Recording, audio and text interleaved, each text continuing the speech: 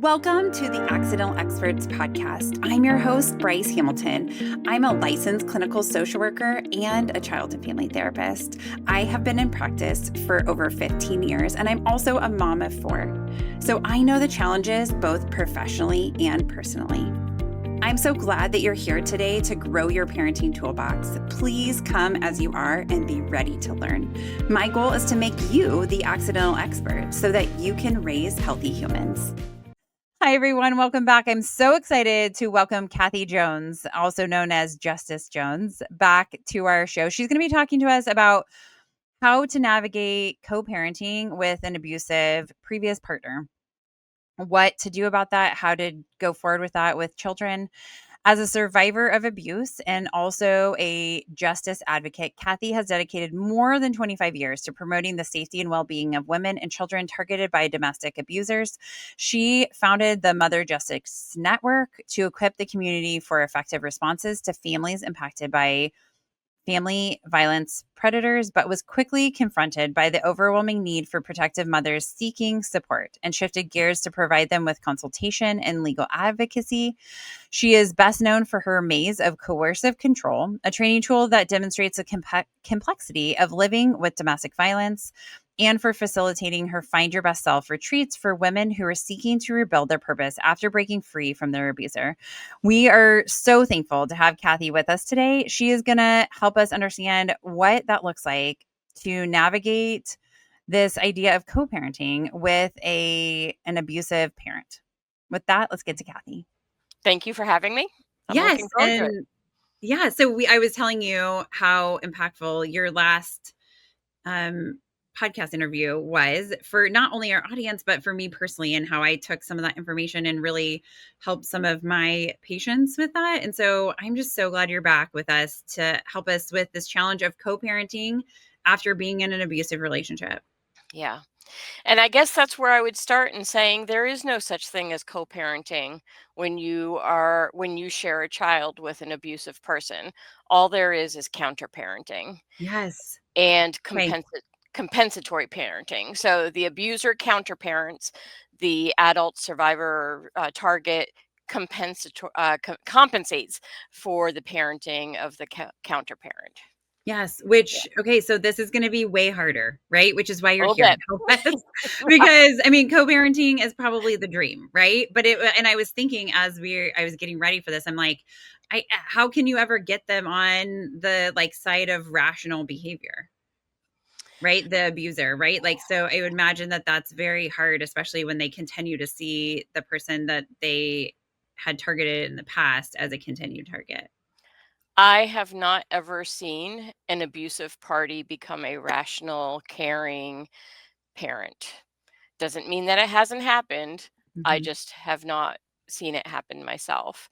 And I've worked with thousands of families at this point and have Mhm. yet to see an abuser who has done a 180 and changed their ways to Yeah. become a engaged, caring, loving, supportive parent. Yeah.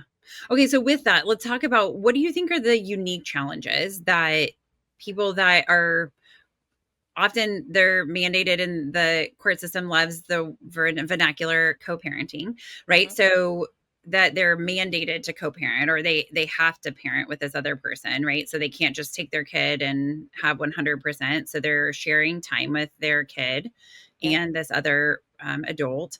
What do you think are the unique challenges that people who have been victimized by abuse or survived abuse have that's different than maybe the average person going through divorce or having to share custody? Well, if it's okay, I'd like to scroll back a little bit and go back to the co-parenting Yes. idea Yeah. Yeah. that family courts kind of expect that Yeah. all families are going to engage in this concept called co-parenting, and that just because people are divorcing doesn't mean that they can't share children, Sure. like King Solomon, splitting them in half, equal, and everything's going to be hunky dory. And that's in many cases, and the majority of family court cases, that is in fact mostly what happens. In the vast majority of family court cases, two people who've decided they can't be partnered together anymore can still work together to healthily parent the children that are from that relationship. Mm-hmm. But in 10%, approximately 10% of family court cases, there are ongoing long-term issues post divorce, and in 10% of those cases, there would be such destructive domestic violence and counter-parenting going on that it's really kind of a scorched earth policy from the abuser to the rest of the family. And these are the types of cases that get the most attention because they take up the vast majority of the Mm-hmm. family court resources. They take up the vast majority of the social services that are out there, um, the parenting coordinators and the guardians ad litem, and the mental health resources. Like, Mm-hmm. all of these systems are put in place to pack around this family where all this destructiveness is going on. And so I just want to say that co-parenting can be done by people, by families, but Sure. it can never be done in cases where there's domestic violence. And the reason I say that is because once there is a separation on either part, it doesn't matter if it's the victim who leaves or the perpetrator who leaves, the perpetrator automatically goes into revenge retaliation mode, because that victim was not the perfect victim. They didn't do what he wanted, or they didn't act the way they wanted all the time. Like, there was a reason for that separation, whether Mm-hmm. the victim or the perp left. It doesn't matter. But part of retaliation, especially when there are children involved, is the concept of counter parenting, where the perpetrator sees the children as acceptable collateral damage, in order to maintain that presence of domination and fear and control over the Mm-hmm. adult victim. And I think that this is probably one of the biggest challenges, is that there aren't any professionals out there who are willing to accept the fact that an abusive parent is absolutely willing to harm their children for no other reason than to maintain that power and control over the adult Mm-hmm. victim. You know, that, like, I've been told so many times that, like, I that I'm catastrophizing, Yes, catastrophe. um Yeah. and that I am, um, that I'm not, that I'm kind of too heavy-handed on the perpetrator side and not heavy-handed enough on the victim side. That it takes two to tango is Mm-hmm. the Mm-hmm. favorite phrase here. That both parents are at fault for what's happening to the children, and nothing could be further from the truth. Just like the adult victim is not responsible for the abuse that the adult perpetrator does to the target, neither is she responsible for how that perpetrator parents the children. Mm-hmm. And literally, just like abusers will, for instance, like, it's very common for abusers to refuse to pay the mortgage on the house if the adult victim has been permitted by the courts to maintain residence in the joint house. Mm-hmm. It's very common for perpetrators to stop paying the mortgage, and people say, well, that's silly. That impacts his credit rating and whether or not he's going to be able to get another home in the future. They don't care. Mm-hmm. As long as they know they're hurting the adult victim, and by extension, the children too, because when the children are hurting, that means the adult victim is hurting more. The perpetrator's absolutely fine with that. Mm-hmm. So, same thing with parenting the children. Let's keep in mind that um, children are very powerful weapons to use against an adult target until at least the child turns 18. Sometimes it's even after that. That perpetrator has access to torment the adult victim by how he hurts and harms deliberately the children in the Mm-hmm. home. So, you know, oh gosh, I just went on a bend, and I'm not sure if I. No, I mean, that's so helpful to know, because I do think that, I mean, we most parents, and I truly believe this, want to do what's best for their kids. Yep. Most parents, right? Yep. I think there is a small population of people, but especially in this domestic violence area, that are wanting power and control at whatever cost. At whatever cost, and that's what's important to remember. They absolutely will hurt, harm, and in many cases they will absolutely kill their children Yes. if it means that it hurts the victim Hmm. more. Yeah. I know so many moms who've gone through this horror of having lost a child due to the predator, because the courts are not taking this issue seriously. The family courts absolutely refuse to believe that a man is willing to kill his child in order to maintain dominance, and it's just heartbreaking when I Hmm. see it. Like the horrors that I suffered through were horrible enough. I cannot imagine being that parent who has lost a child Hmm. forever Hmm. because of a counterparent being willing to kill Hmm. to make a point. Yeah. Yeah. Well, and this is a unique situation. Most of us, if we get divorced, right? Like we may not love our previous spouse or partner, right?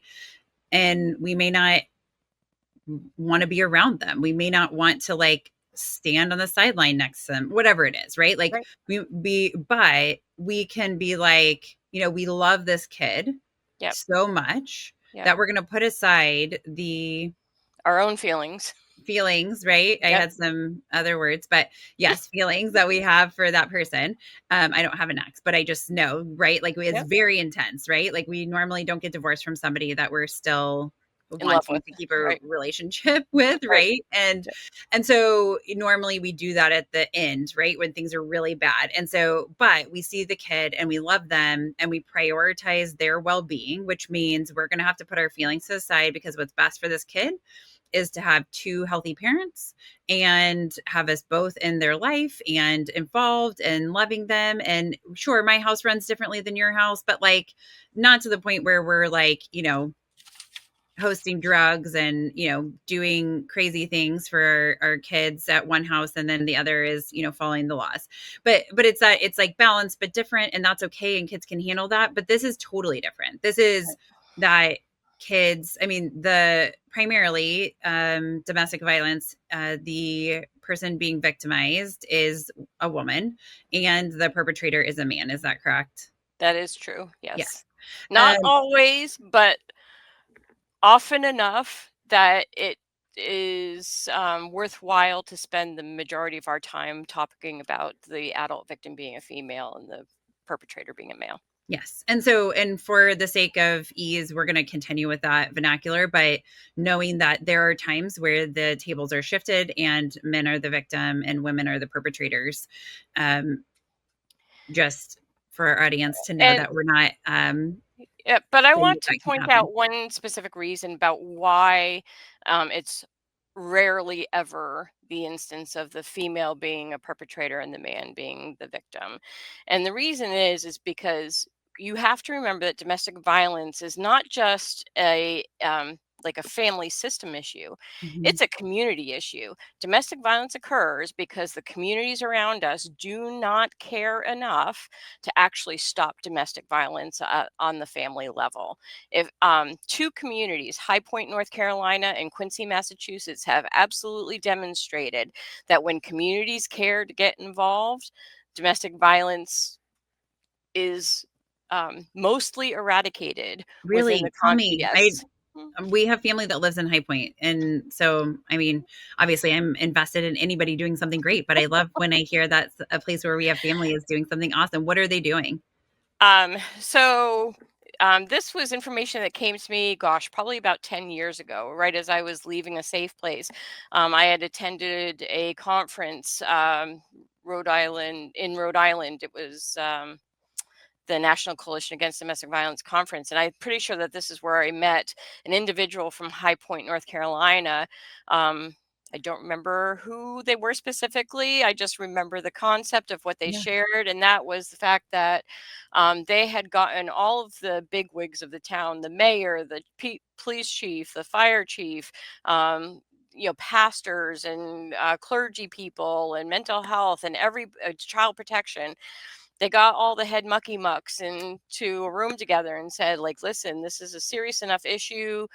They were concerned about the murder rate that was happening in their town, and like, we need to find a way to stop this.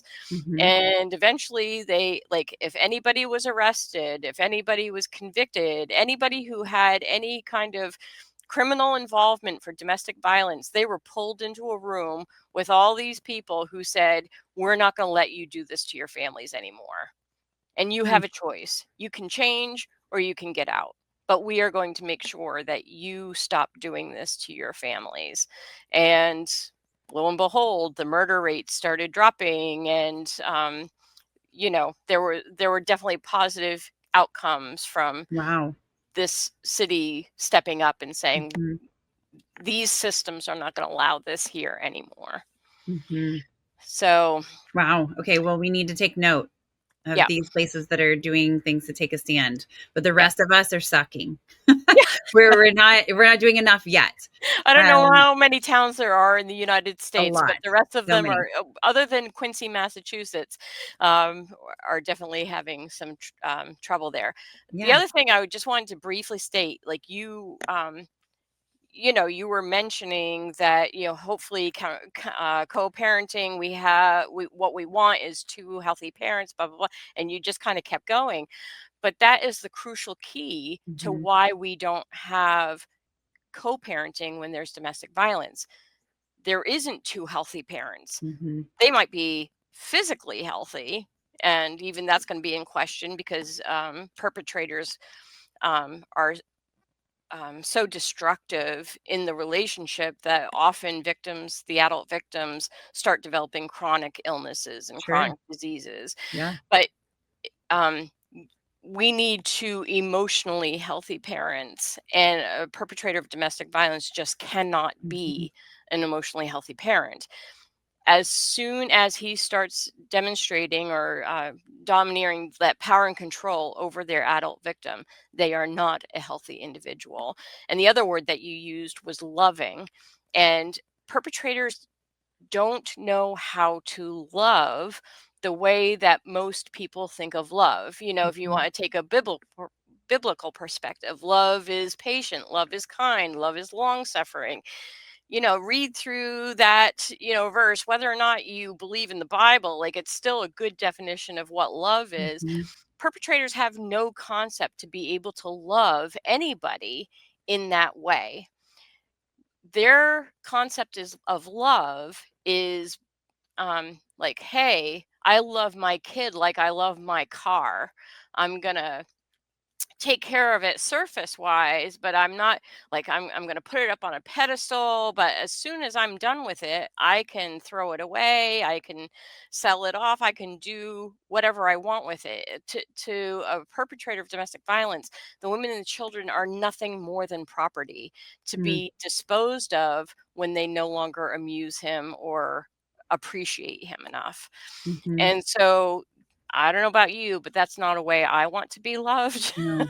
Don't No. know anybody who does want to be No. loved that way. Mm-mm. And the tragedy is that children don't have the capacity to say, I don't want to be loved like this. And until they're 18, they have no ability on their own to be able to remove themselves from that kind Mm-hmm. of toxic Mm-hmm. love. Mm-hmm. And Yeah. so it requires the community to step in. And it's so rare that the community does. Yeah. Well, and I think, you bring this up. I mean, I think this is a failing that we have on so many levels, Yep. as a community, of like, we don't want to get involved in somebody else's thing. We don't want to ruin somebody else's life. We don't want to speak out of turn, right? Like all these different things that we say.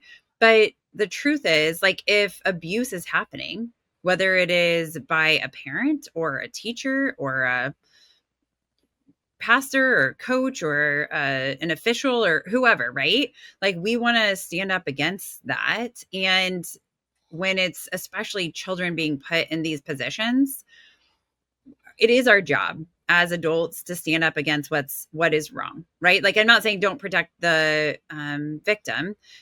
That's not what I'm saying at all. Like, although they're an adult, but a kid, I mean, that is our responsibility. So like, adults are also making choices for different things. Like the perpetrators making choices, Yep. right? They know what they're doing. It is not like an accident.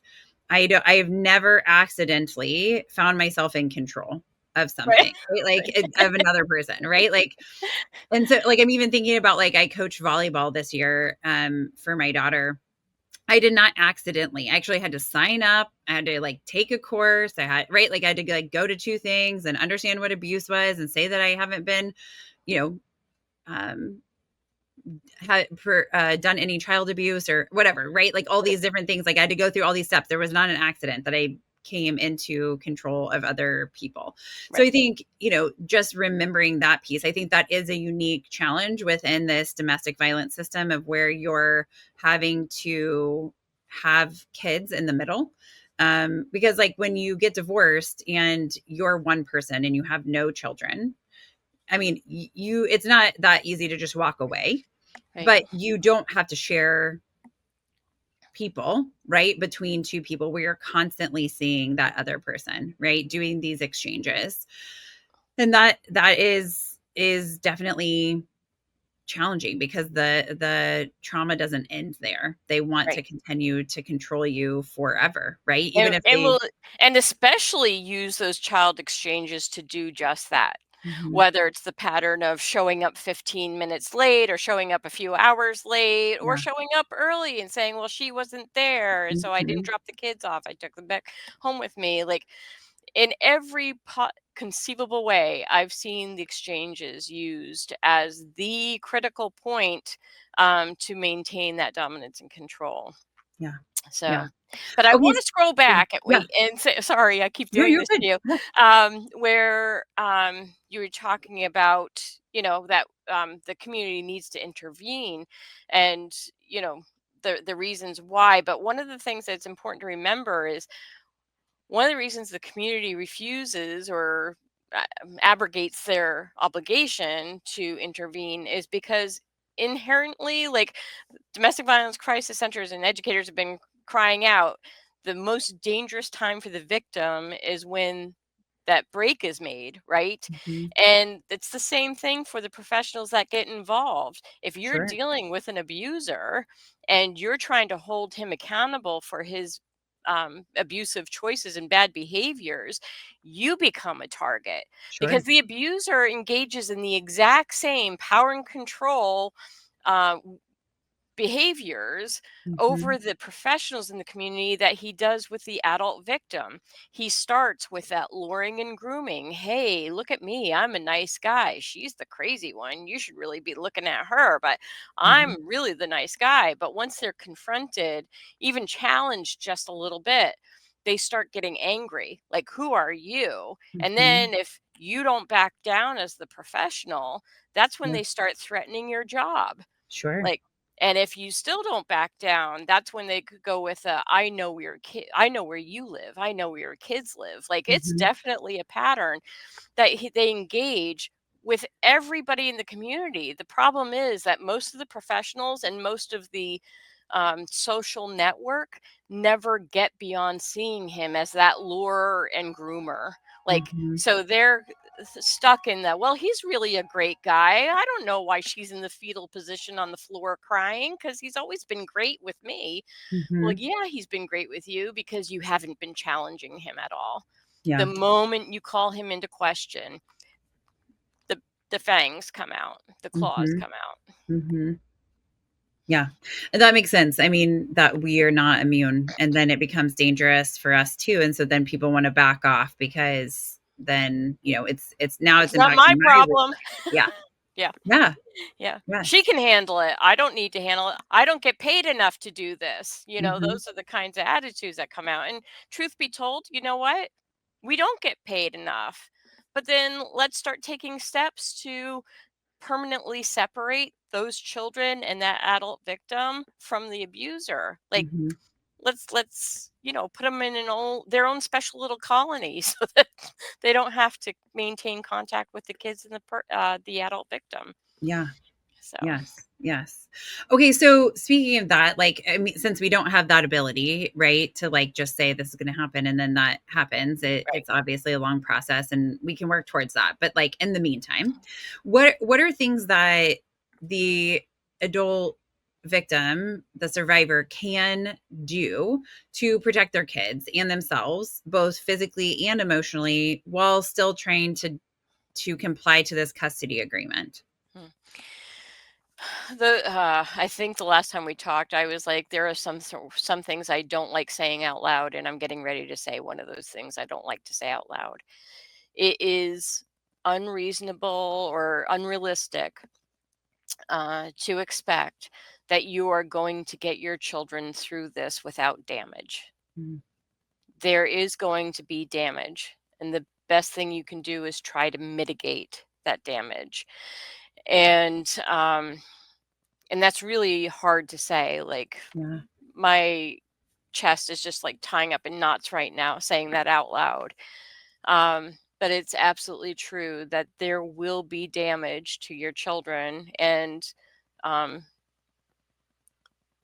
it just comes to the point where you have to do what you can to mitigate as much as you can. And that's where you become the compensatory parent.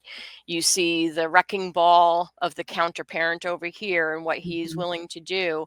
And the best thing that you can do is to create that soft place for your kids to land if and when they come back to you, or if, during the times that they are with you. And so, what I recommend is what I call the after dad detox, or the um, after dad detox and after dad debrief. And the the debrief is where you allow the children the space, the time that they need to just tell you, if they want to, what Mhm. has been happening. I use a tactic, what I call the long ride home, after you've picked up your kids, or after your kids have come back to you, even if they're dropped off at your house. Stick them in the car and go for a long drive. Mhm. At least a half an hour, if not more. Use the excuse, hey, let's go for an ice cream, or, I'm going to take you for your favorite pizza. Whatever it is, just get them out of the house into the car so that they know that this is just kind of a um, uh, cushion. It's a cushion time. There's a better word for it, but I'm not coming across it right Mhm.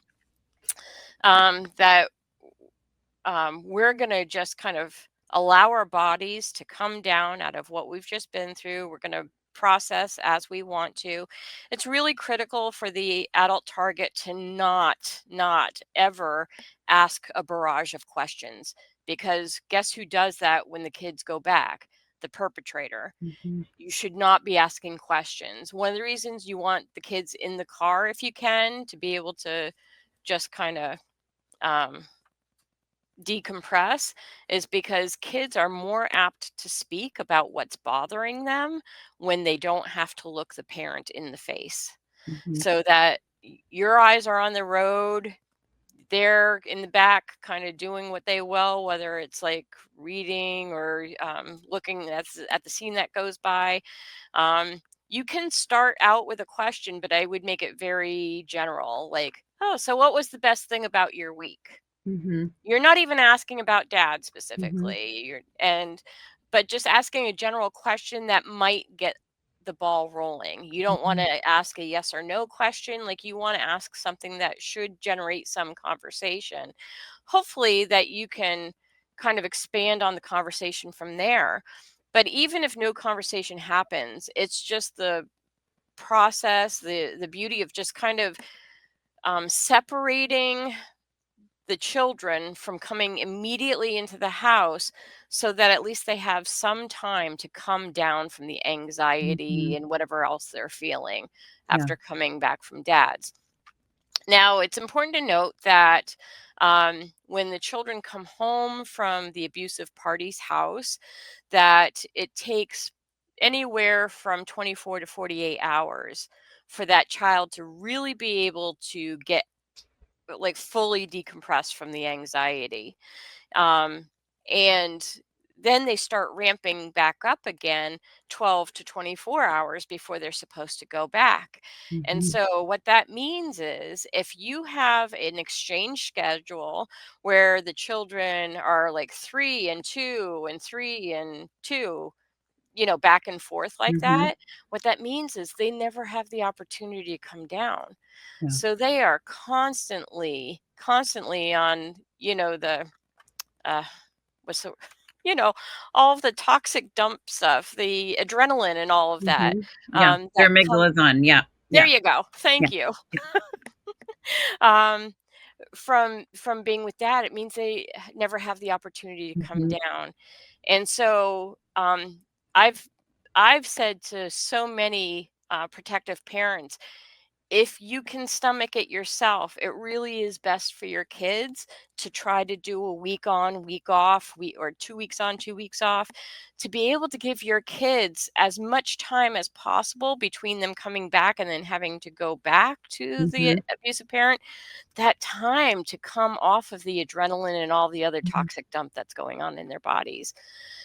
It's I say that as a parent who never had to do that. So, like, I know that that's almost a unreasonable thing for me to say to a protective parent.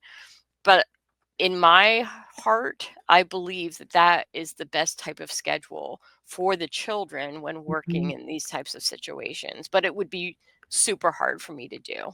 Yeah. No, it Uh, makes, I mean, yeah, it'd be so hard to, especially when it's with an abusive previous partner, right? Like yeah, that other parent. yeah. I almost called But them wait, co-parent. I really want to call it that, but I'm not going to. no. But But it, oh, yeah, wait. go ahead. Um, but it's really important to start creating this routine of what we're going to do when you come back home from Mhm. dad. So after the ride home, you would come, make sure that the kids have their favorite meal, that it wouldn't be about homework unless it was like absolutely 100% necessary, but it would be about like, let's get around the table and play some games together, or Mhm. let's go and watch our favorite movie, something like Inside Out, which identifies feelings and Yeah. allows kids to be able to express them while they're watching a movie. And then we're going to go get a bath and we're going to, read a book before we go to bed. Just that, again, it's all focused around decompressing and Mhm. then doing things together as a family, because you really want to generate the cohesiveness of that family unit to say, we take care of one another here. And when you children are not with me, you're taking care of each other when you're over at dad's Mm. house. That team building is Yeah. really critical. Yeah. So Well, yeah, because it seems like if you're in hyper arousal all the time, like you're looking out for the threat all the time, it does make sense that having more time to be able to come out of that place by creating all these routines and structure would be comfort, very helpful. yeah, Yes. And then also very hard to imagine your kids being away from you for a week when you know that that other person is not active, yeah. the best They're parent. actively sabotaging your parenting while the children are with them. Mhm. Let's be honest. Like, I one of the things I say is it's really not going to be useful once that separation takes place for you to try to have rules like those. You have to be in bed by 7 o'clock. Mhm. You put your children at bed at 7 o'clock, and the abuser is absolutely going to say to the kids, "You can stay up as late as you want." Mhm. Midnight, 1 o'clock, 2 o'clock. I routinely see this. Mhm. Hey, you have to brush your teeth before you go to bed. And again, when you get up in the morning, oh, no, you don't. You can do whatever you want. I've Mhm. seen perpetrators allow their children's teeth to rot out of their head for no other purpose than to make a point that I'm still in control. I'm still in Mhm. charge. It's, oh my God, there's so many feelings around that. But um, ultimately, I encourage um, the targeted parents to start um, engaging in give me a reason to say yes.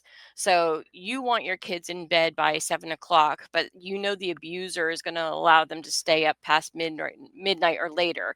And the Mhm. kids are giving you a hard time. We don't want to go to bed. We don't want to go to bed. Okay. Give me a reason to say yes to you staying up until 8 o'clock.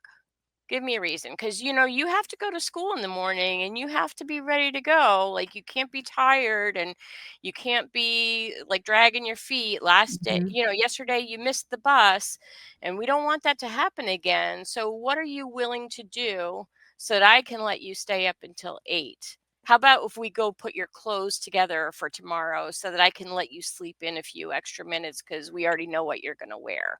You know what I Mhm. mean? Like, start asking the kids to engage in conversation with you around like what you want for them and what are they, because in all honesty, if you try to hang on to these hard and fast rules, all you're going to get is the kids punching at Mhm. you emotionally or otherwise, because dad, the other parent, has become so permissive on everything that they don't understand why there's two different sets of rules in the Mhm. houses, and it's always setting you up to be the bad Mhm. guy.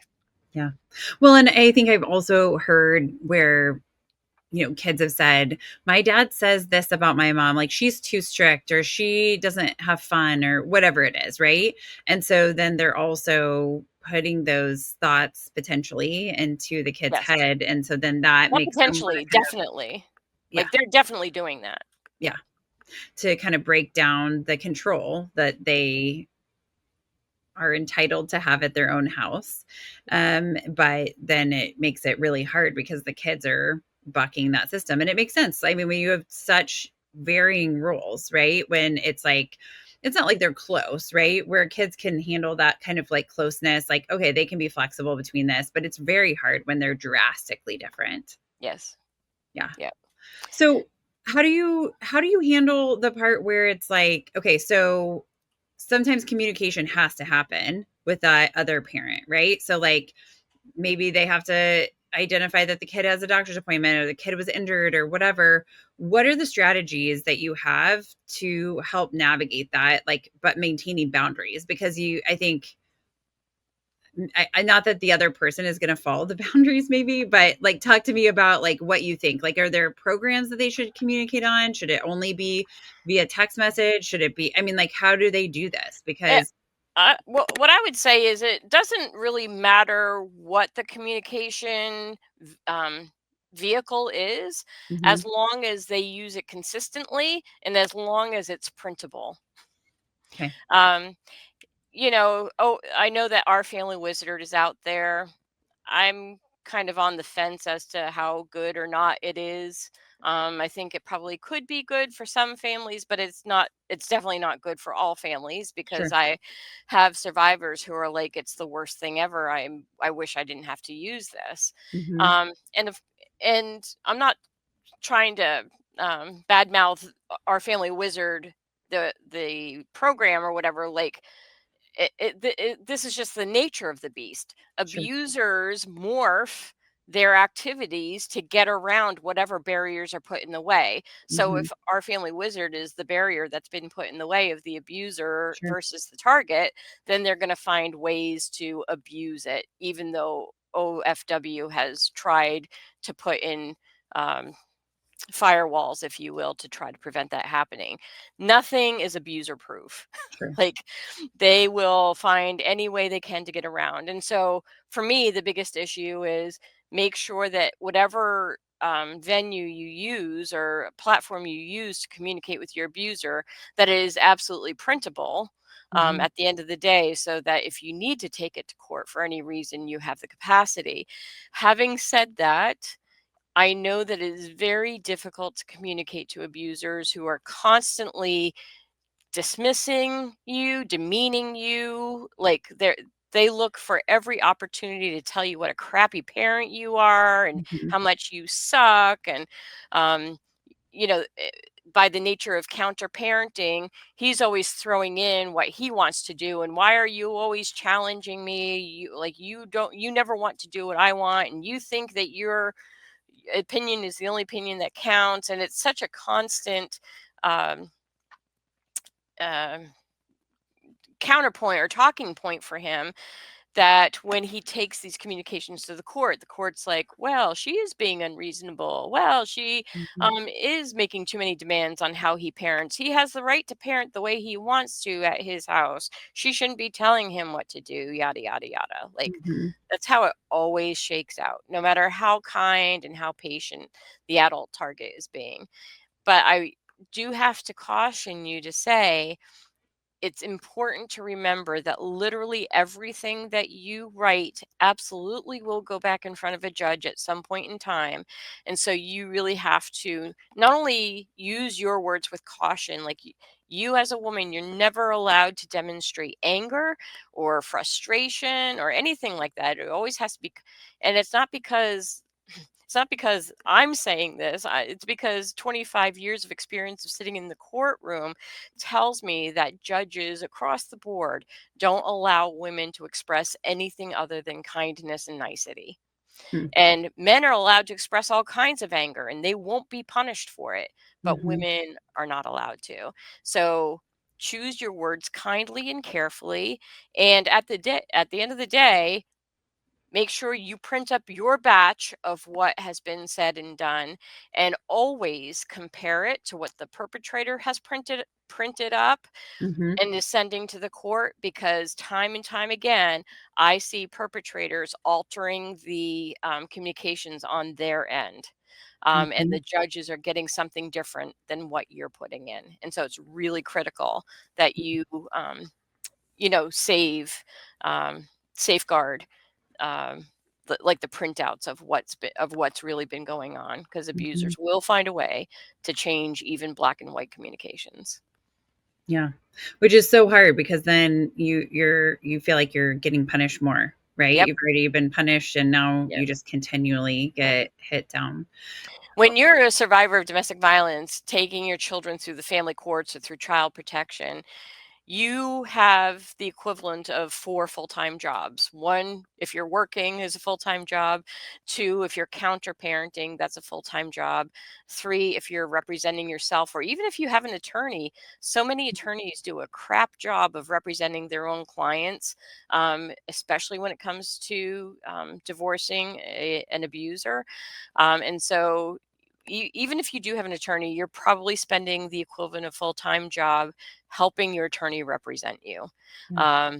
And then the last full-time job is, eating, sleeping, and whatever else needs to be taken care of. A woman's work, what is it? A man works from sun to sun, but a woman's work is never done. And that is doubly so for survivors who are trying to keep their children safe. Mhm. Is there anything else in the like legal tools that we can use to protect our families? Like, I mean, in terms of our kids, like obviously court documentation you're talking about, like printing things off, making sure your communication is printable versus like in person or Yeah. on the phone, right? Like those Yep. conversations never happened, right? Like, because you Right. can't prove that they did. Yep. So, And you is can there, try to audio or video those communications, but you need to be very careful if you don't live in a state that allows communications to be taped recorded? with Yeah. or recorded without Mhm. somebody else's permission. You could actually be charged with crimes for trying to do that. So you always have to say to the other party, I am recording this conversation. And then if they say I don't allow it or I don't permit it, then you shouldn't be communicating via phone. If you want to record. Yeah. Yeah. So sorry, go ahead. You No, want to? that's a great idea. I mean, and have that as part of the recording. If you are going to record and they do consent or they do keep talking to you, right? Like Yep. that you've put that out there and that's part of what you're recording. And so what else can we do? Are there other tools that are out there for us that can help us protect our So, kids? when I was actually working at my local crisis center, at some point I had created this process that I called forensic advocacy.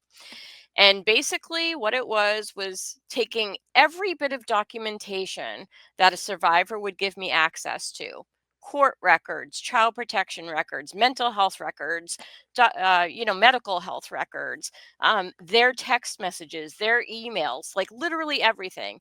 And Mm-hmm. I just started plugging it. And it wasn't for every client. It was for these clients, the most egregious clients that I had, who were like, I could see the train coming down the track. They were either about to lose custody of their kids, or they had already lost custody of their children to the abuser. Mm-hmm. And we were trying to kind of shove the train onto the right track. So I engaged in this process, what I called forensic advocacy, taking all of these documents and just plugging them into a calendar. And everything was color coded. All the court stuff was color coded in red, and all the child protection was color coded in blue. Anything regarding the domestic violence field was in purple. The perp was in green. Like, everything had a color code. Mm-hmm. And so two different things, like, that I'm really proud of, kind of came about as a result of doing this for a couple of different clients. And the first one was, I had this woman that I was working with. She had a very young child when I started working with her. The child was about 6 years old. And the child was regularly being sent home from the doctor's office with prophylactic antibiotics. The father claiming that, once again, this child had a urinary tract infection or a yeast infection or this or that and the other thing, and claiming that it was the mom's neglect that required this of the child. Now, I'm just going to say, I knew that mom well enough to know that she was taking great care of her kid, even Mm-hmm. behind closed doors. Like, this dad would child check, and the police would go, and the police would be like, no, the kid is fine. We don't know what's going on. Like, blah, blah, blah. Child protection would pop in, and like, there was never anything wrong with the mom's house. She was neat. She was orderly. The kid was always clean and whatever. So, I'd been working with a mom for probably about, I don't know, 14, 15 months. And we were preparing her for yet another court date that was coming up. And this was an instance where I was pretty sure she was going to be losing custody of her kid within 2 court hearings. And I said to her, isn't it about time for your daughter to get another urinary tract infection? And she looked at me like I'd slapped her. She's like, what do you mean? Like, she thought I was accusing her. And I'm like, no, no, no, no, that's not what I'm saying. But then I started thinking about it. Why was I saying this? Like, clearly my body had identified a pattern Mm-hmm. working with this family that hadn't been kind of sorted out in black and white yet. And so this is how the process developed. I was like, give me this, give me that, give me. And I just took every waking moment, even when I was not at work, to plug all this information into a computer. And lo and behold, I started seeing a very distinct pattern that every 2 Wednesdays before the next court date, the father would take the child into the doctor's office claiming that the child had another urinary tract infection, and Hmm. that he would pick the child up from school, and right at 3:05 p.m. would be in the doctor's office saying, she has another urinary tract infection. I need prophylactics, antibiotics for my daughter. But at this point in time, the child's PCP had so bought into, had so drunk the Kool-Aid of the dad, that he had already written a letter to the court saying that mom should lose custody of her kid. And it was Wow. a very antagonistic relationship from the PCP to the mother. And so when I found this pattern, I was like so excited. I'm like, oh my God, this is it. Like, and so I called mom and I said, I need you to make an appointment with the PCP today. And she's like, what? I'm like, yeah, we need to go to see him together. Please call them and tell him we're on the way. And she's like, Kath, I can't do that. He hates me. I'm like, I know, but I need you to trust me. Please just do it. So I went and picked her up, brought her to the doctor's office, and the doctor immediately was just a jerk. I wanted to say something else, but I caught myself. And so we got back into his office, and he was just like dripping with sarcasm, and just ugly to the mom. And I said, wait a minute, stop, please. I so much appreciate the fact that you are so concerned about your patient that you are in fighting mode for her. I said, but I I need you to put your professional hat on. Like I'm glad that you care for this kid, but I need you to put your professional hat back on for a minute. I need to know if you're willing to for just because I think we had like it was less than a week, but I think it was like 5 days until the next pattern was gonna pop up. Mm-hmm. I need to know if you can set aside your prejudices for just a few days. And if I can predict what the dad when the dad is going to come in here next, will you start to at least take a look at the fact that maybe mom isn't the problem? Are you willing to do that much? And the guy's like, I don't know how you could predict when blah, blah, blah, blah. I'm like, it doesn't matter how I know. I'm just asking you right now if I can predict the very next day and the time that dad can come in to see you to say that she has a urinary tract infection, will you at least entertain the idea that mom is not the problem? He's like, yeah, okay. I'd like to see this. I'm like, okay, here's some ground rules. You cannot call dad and let him know that we were here. This needs to be a complete surprise for everybody, you know. He's like, I really should call him to tell him like he is the other parent. I'm like, yes, but if you call him and tell him that that we were here, he's gonna know that something was up and he's gonna press you for information, and like it's not gonna go as planned. I said, Mm-hmm. we really need you to just do this. I said, because if you're wrong, if dad is not the problem and dad is the problem, is mom is not the problem, you're actually creating dangerousness for this kiddo here. And I know that that's not what you want to do. Like I had to kind of point to him, this is what's happening, this is the Mm-hmm. reality of this, but I know that you don't want that as a Yeah. human being, right? Yes. Yes. So I said, okay, dad's going to be in here following next Wednesday at 3:05. He's going to come in. And this was information that I had gleaned. This next bit was information that I had gleaned from the child protection because I was sitting inside their office and I was hearing conversations that I wasn't supposed to hear. So every day that dad would go pick up the kid, at a local police station, he would take her across to the street to where there was a toy store, and he would pull the kid's pants and underpants down and digitally and visually inspect her vaginal area in the parking lot of this toy store. That was his routine. And then he would go to the doctor's office with with a baggie of urine in hand. Nobody knew where the urine came from. It was just he would hand it over, they would test it. It showed signs of some kind of infection, and so she would get the prophylactics. But the urine was not coming from the kid. Hmm. So this is what happened at 3:05 the following Wednesday. Dad went to the office at 3:05 with a plastic baggie of urine in hand, saying that the kid had another urinary tract infection. She needed prophylactic antibiotics. Oh, and that was rule number 2. When dad comes with this baggie, I need you to ask for a clean collection from the kiddo and not test the urine that comes with the kid. And the doctor agreed to that because he knew in that instant that I had him, that I knew that his office was not following best practice. Mm-hmm. He wasn't doing his due diligence. So he's like, yeah, okay, we'll do that. So sure enough, dad came in the exact day, the exact time that I predicted that he would. The doctor was standing at the desk waiting for him to come in. He took the baggie, he dumped it in the in the garbage and said, okay, dad, I need to allow the nurse to take kiddo into the back and get a clean sample from her. Dad wouldn't allow it. He took the kid by the hand and walked right out the door. Mm-hmm. And that day, I still have the letter in my possession. That day, the doctor wrote a whole new letter saying, new circumstances have come to light that make me realize that mom is not the problem here. That is most likely dad who is creating this issue.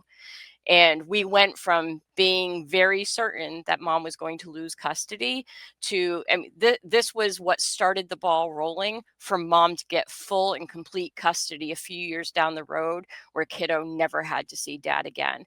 And that kid was safe probably from the age of 10 till the age of 18 when she aged out of the system.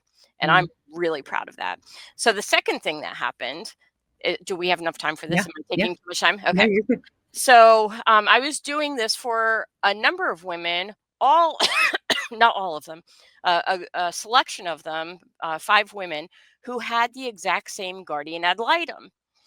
And so at one point, like, I'm putting all of these billing statements from the guardian ad litems, into my clients' forensic calendars. And I'm like, oh, this is really odd. I feel like I've seen this before. And so, like, I'm putting in the information of into one calendar, and I just gut tells me to pull up another calendar. I pull it up, and lo and behold, it's the exact same cut and pasted, copied and pasted from one billing statement for one family to a billing statement for another family. The only thing that was different was the names on top. The names on top where the bill was, but everything below was the exact same, including wrong names, wrong dates, like everything. And so I'm like, well, that's weird. So I pulled up the other 3 families and looked for their billing statements. Sure as shooting, the exact same billing statement across all 5 families, just cut and paste, copied and pasted. And I'm like, son of a bitch. Like, excuse me.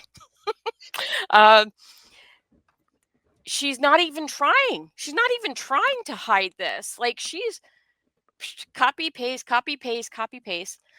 And so the mom that I was working with on that day, so this guardian ad litem was doing massive amounts of damage to the children under her purview.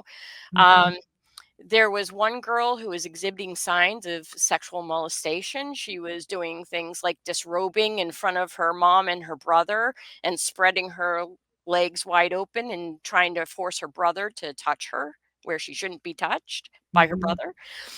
And, like, just so many behaviors. And this guardian ad litem was insisting that mom was overreacting. No, she's the problem. She's the one who's coaching these kids into doing this, et cetera, et cetera.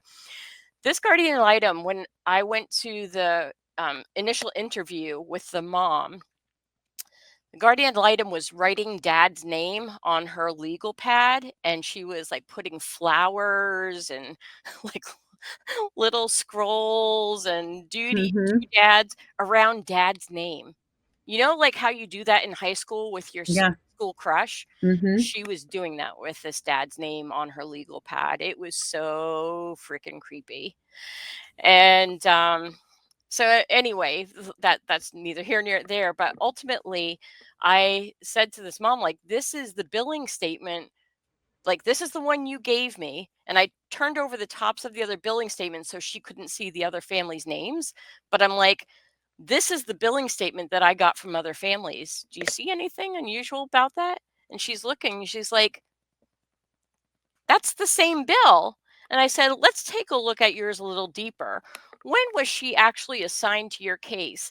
And the woman hadn't been assigned to the case until August of that year, but she had started the billing statement in February. Oh, Oh, I yeah. know, right? Holy smokes. Yeah.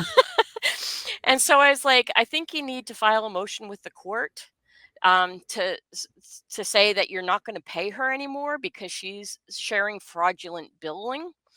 Um, that long story short, ultimately the courts didn't care. They allowed her to continue to bill at obscene rates, but because I couldn't get around the family courts, I helped these families file a complaint against the guardian ad litem. I was the one who actually filed the complaint to start with, because in New Hampshire, you're not allowed to file a complaint against a guardian ad litem if you still have an open case in family court. how convenient is that? So Yeah. these GALs can bilk families for literally thousands of dollars and not see any kind of discipline for it until they've done the damage to the family. Mhm. So I filed the complaint, and as I was putting the complaint together, it struck me all of a sudden that I should probably check with the professional conduct committee to say if there had been any complaints there. She had actually been disbarred as an attorney, Mm. and the complaint that led to her disbarment mentioned that she was exhibiting signs of paranoia, Hmm. and yet she was still allowed to maintain her status as a guardian ad litem Yeah. until I filed the complaint. Unfortunately, she was not removed from any of the cases based on my complaint, but she was not allowed to re-license as a guardian ad litem. So she was still allowed to do a few more months of damage, but then thankfully her licensing was coming up and she wasn't permitted to relicense. So not Yeah. exactly justice, but we were able to get something done. Mhm. But those two processes came, like those two results came about as from the fact that I was so committed to plugging away all this information. So many Mhm. survivors will say, "I have all this information, but nobody wants to see it, and nobody will do anything about it." But the difference here was I had this information so plugged in such a visual way that you could Mhm. literally start seeing patterns of Mhm. behavior, things that were going on, that those patterns were hard to dismiss. Yeah. You couldn't say it was coincidence anymore. It was Mhm. an actual pattern of Yeah. behavior. Yeah. Yeah. Well, and I think, yeah, that's the hard part is, so what I hear you saying is sometimes we have to do things like track all the things, like put it into a format, and instead of having everybody read all the documents, it's like, here's the cheat sheet. Yep. Here's the synopsis of this. And Yep. you maybe are more likely to get them to read that, especially when you find some type of a pattern or behavior that, seems odd, and we can put it at a one piece and of paper or something where it's like easier, more Yep. tangible to see. Yep. Yep. Yeah. Okay, so what advice do you have for, I like how you were talking about having the like come home routine. Is Mm. there other things that you have for helping kids? I mean, because like it might be that your kids do share stuff with you that is like, dad is doing this, or I don't like this, or this is happening. How do we support our kids in that when it's like we still have to keep at this point following the parenting plan, Yep. sending them to this person's house where we feel like maybe they're unsafe? Like how do we support our kids in that? So a couple things. The first thing I recommend is that this is both to help encourage their protecting each other when they're at dad's house, but also to help change the more difficult behaviors that they exhibit at the adult victim's house, is Mhm. creating like a new family rules chart. Like, this is how we're going to treat each other here. Mhm. Whatever happens outside these four walls, we can't change what happens to us outside these four walls, but in here we can start to treat each other in a very respectful, and kind manner. And this is what we're going to do. And I say to moms, like, put up a blank, one of those large post-it notes that are lined. Don't make the rules yourself. Have a conversation with the kids. Kids as young as 3 years old can tell you what it is that they want, and start with a silly rule. So start with something like, everybody must get one Hershey kiss every night before they go to bed. Mhm. you know, just something that will allow the kids to engage their silliness as well as their more serious side. Yeah. But like, have a conversation about what are some things that you like, what are some rules that you don't like here? Don't start with dad, start with you. What are Mhm. some rules that you don't like here? What are some of the rules that you don't like that I have here? And if you could, what would you want to change this rule to? You know, and have a conversation. And if you can't change the rule for whatever reason, certainly explain that, but then ask if there's another rule that they would like to put in place that would kind of make your rule less daunting for them or less Mhm. difficult for them to Mhm. achieve. But ultimately, the chart should really center around how are we going to treat each other, even when we're upset, even when we are angry, even when like we feel our bodies like so tensed up that we feel like we have to punch or fight or whatever. Like, just create this chart of rules and a reward system that goes along with it, where the mother is rewarding every time she sees the kids do something right, as Mhm. opposed to punishing when she sees the kids do something wrong. Sure. It is so critical that compensatory parents really parent from the positive side of things, because the kids are getting so much negative on the other end. So, another thing that oh crap, it's one of those things that just goes in and out of my head just as quickly. Compensatory parenting. Um, can you go back to your question? Yeah. So it's just saying like when we have to send our kids over to the other parent's house, right? How do we support them emotionally, physically, whatever it is, when they're going back and forth?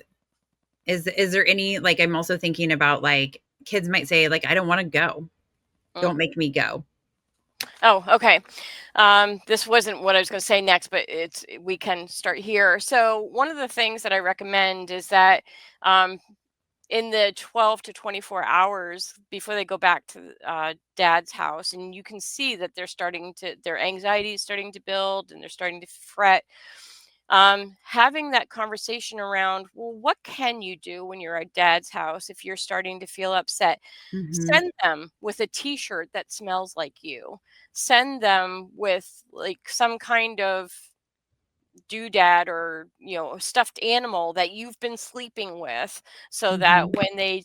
when they take it with them, that they have a physical representation of their mother there with them, even though she can't be with them. Mhm. um, and really encourage the dynamics where the children are being encouraged to support one another. Hey, if dad seems to be getting angry, and you feel like that you're starting to get a little worried about what he might do, why don't you take your little brother and go into your bedroom and start playing some games quietly? Mhm. And um, I also encourage like activities together when they're back with mom, those team building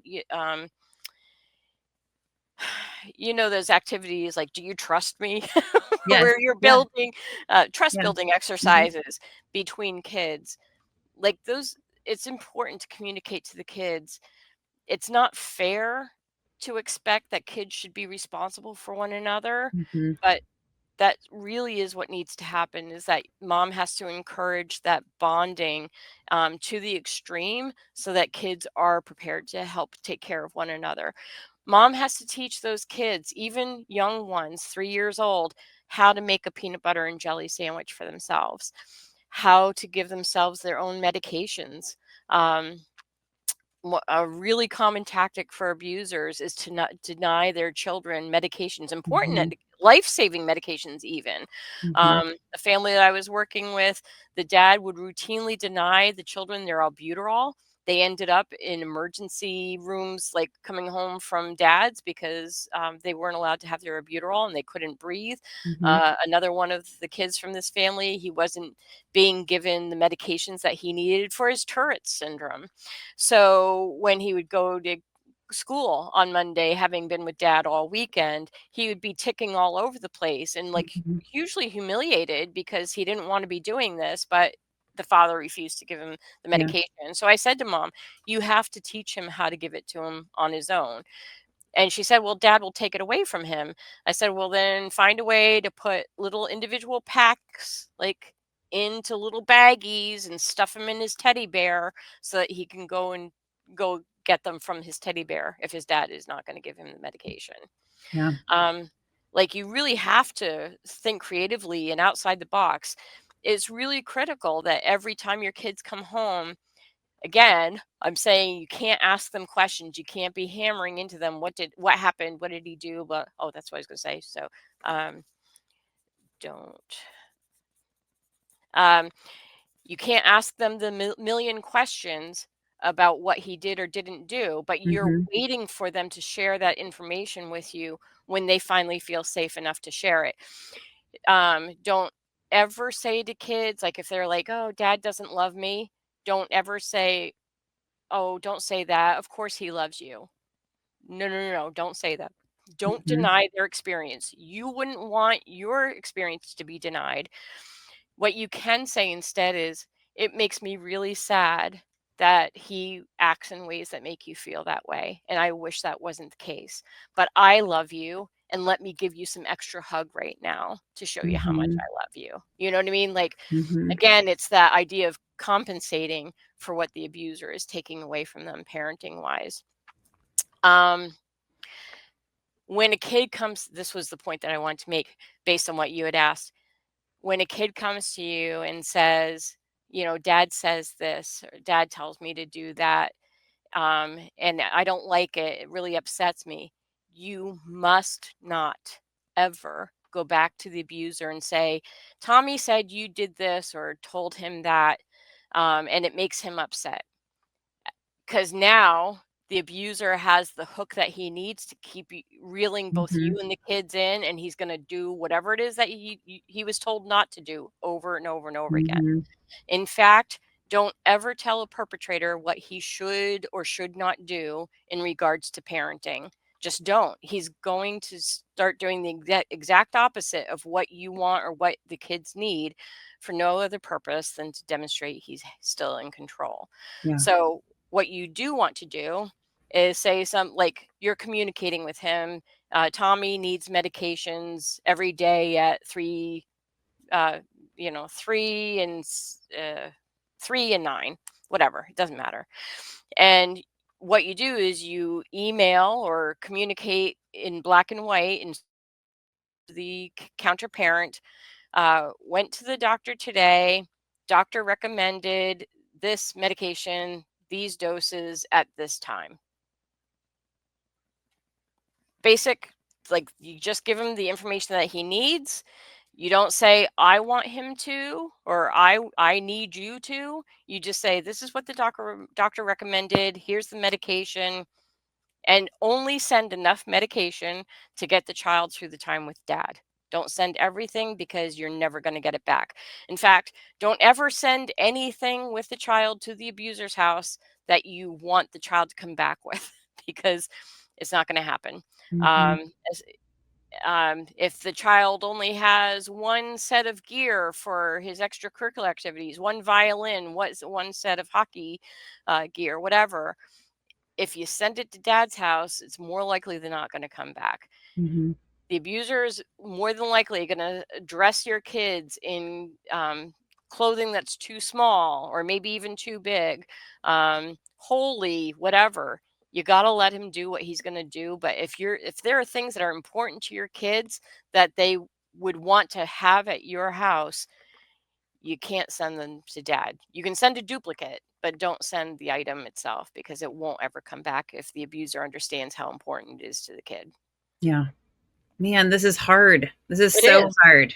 You have, You have to be like 12 steps ahead, right? Like you really have to yes, be ma'am. thinking ahead of time. You have to think exactly how he would think. Mhm. And this is the hard part for me because so many women come to me and say, "Oh, he's really a great dad." And immediately I'm thinking to myself, how great can he be? He abuses you. Mhm. Like, and just by the nature that he abuses you, I can guarantee, 100% guarantee, that the moment they separate, he is going to become this counter parent who is going to literally want to hurt her children Mhm. just so that he can hurt her Yeah. ongoing. And it's not my job to convince her of that, really, but the sooner she recognizes that that's the pattern that they engage in, the more easily I can help them. But f- most of the survivors I work with, they really are desperate to hang on to the idea, he really wasn't a good partner to me, but he really is a great father. Mhm. Um, but they're in for however old that child is until that child turns at least 18, if not longer, that's the amount of time that they're in for a world of hurt. And I say to them, it's really important that you understand this. You have to strap on your marathon shoes. This will not be a sprint. I can almost guarantee that any woman who starts today to file a divorce process with a counter parent, that she has children in common with, that process is going to take a minimum of 3 years Wow. starting today, just for the initial divorce. Yeah. And then there will be post separation or post divorce court actions coming up, because the perpetrator is going to bring her back every single time money becomes an issue. Mm-hmm. He's and one of my sayings is, an abuser will spend an abuser will spend hundreds of thousands of dollars to prove that he can't afford tens of thousands of dollars in child support. Yeah. And the courts allow them to do that. Mm. So you can't rely on the fact that even if you have a court order in hand that says he's ordered to pay child support, he's ordered to pay alimony, you cannot live your life expecting that money. Yeah. You absolutely must budget your life as if you will never see another dime. And if it does come to you, great. You are part of the 0.1% of women who get their child support when they're supposed to get it. But the vast majority of women that I've worked with, like more than 95% of the women that I've worked with, have either had to beg or prostitute themselves for the child support to come in on a regular basis. Most of them don't see it. Mm. So Yeah. Oh my gosh, this is hard, but you've given us so much good information today, Kathy, of like how to navigate this really challenging position. It's not that we're telling people who have been survivors that are the target of domestic violence something new. They know that it's hard. yeah. And we've been able to give some coaching moments or some ideas to help them navigate this process easier. Thank you so much, Kathy. Thank you. I appreciate you having me, and it's a joy to be here. Thanks again, Kathy. I so appreciate how you just tell it like it is and use all of your experience and knowledge to help us navigate this very challenging topic. I hope that if this is something that's happening to you, or you have a family member or friend that's experiencing this, that this episode has been helpful for you. If you will share this with anybody that you think might benefit from understanding how to navigate this dynamic between an abusive person and a partner who is left and are having to raise kids simultaneously together. Kathy, thank you for all that you do. And thank you for showing up today to our episode to listen. I would love it if you would subscribe to our show, follow us on Facebook, Instagram, TikTok, and YouTube, and keep the emails coming with future topic suggestions to accidentalexperts@gmail.com. Have a lovely day. Some words from our legal team. The information presented in this podcast is not intended or implied to be a substitute for appropriate professional advice, diagnosis, or treatment. All content, including text, graphics, images, and information contained on or available through this podcast, is for general information purposes only. This podcast makes no representations and assumes no responsibility for the accuracy or information on or available through this podcast, and such information is subject to change without notice. You are encouraged to confirm any information obtained through this program with other sources and review all information regarding any condition or treatment with the appropriate professionals. What we're saying is, yes, I am a real therapist, but I'm not your therapist.